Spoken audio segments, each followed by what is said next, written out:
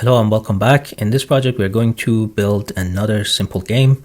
This is called the snake game, and I've already pulled down the starter. The starter is similar to the previous project's starters. It's just a Vite app with Prettier installed as a code formatter.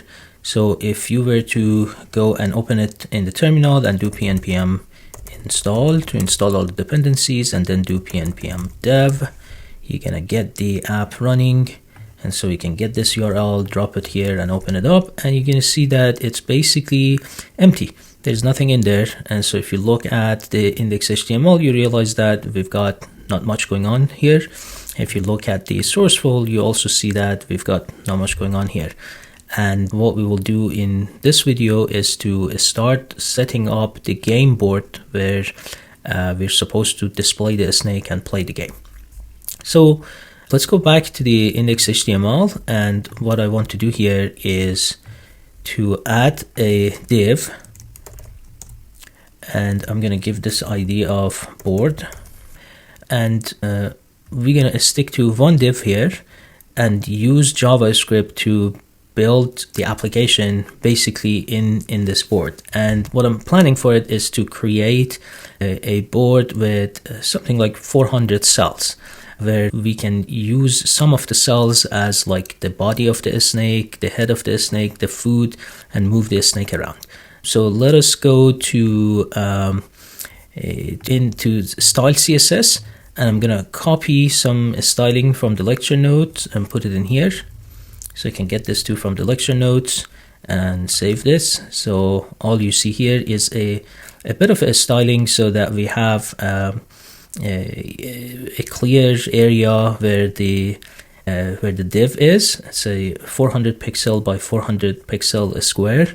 And so let us go to, I've already added a styling for cells as well, but let's go to our main JavaScript file and go ahead and create a little grid here.